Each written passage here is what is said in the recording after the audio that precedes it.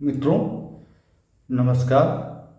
मैं आचार्य संदीप पांडे आपके समक्ष फिर से प्रस्तुत हुआ हूँ पिछले विषय को पूर्ण करने के लिए।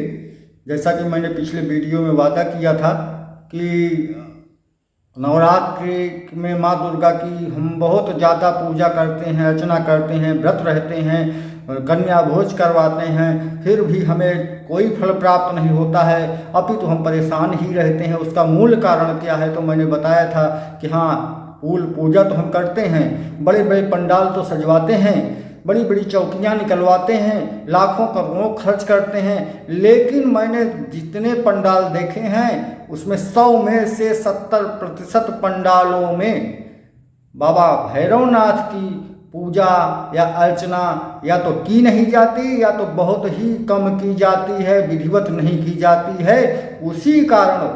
उसी कारण हमें देवी पूजन का भी पूर्ण फल प्राप्त नहीं हो पाता है और काल भैरव जी की नाराजगी और क्रोध के परिणामस्वरूप हमें उल्टा परिणाम भी देखने को मिलता है और हम अति संकट में भी कभी कभी पड़ जाते हैं।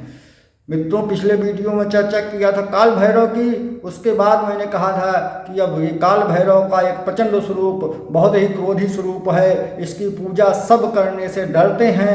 तो उसी क्रम में जो एक बाल स्वरूप है भैरवनाथ जी का, उसे हम बटुक भैरव की पूजा कहते हैं। बटुक भैरव जो है बाल स्वरूप हैं, काफ़ी कोमल हृदय वाले, अति जल्दी शीघ्र प्रसन्न होने वाले, बिना क्रोध के बटुक भैरवनाथ जी हैं। इसीलिए गृहस्थ लोग जो कम समय दे सकते हैं उनके लिए बटुक भैरवनाथ की पूजा बहुत ही उपयोगी हो सकती है।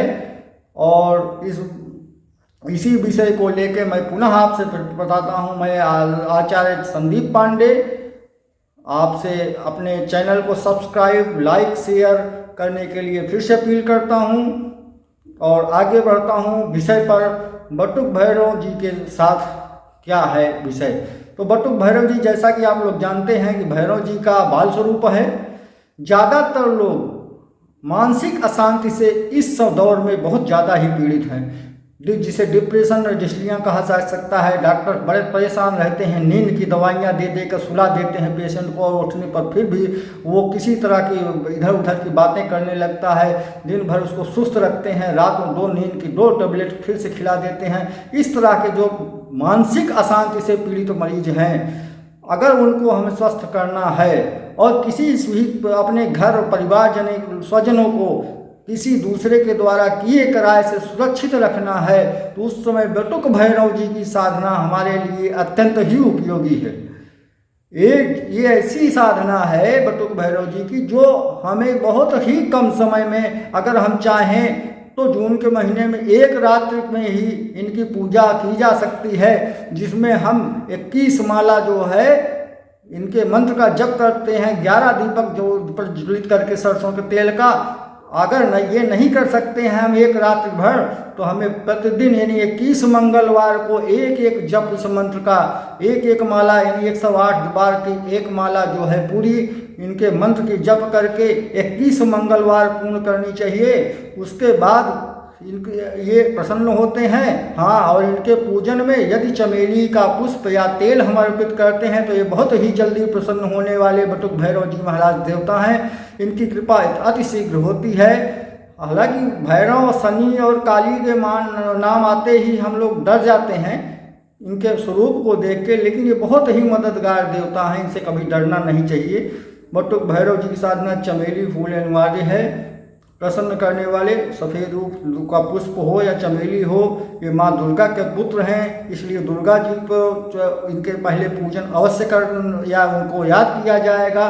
तो ओम दुम दुर्गाय नामक मंत्र का जप करके ही इनकी पूजा हम शुरू करते हैं।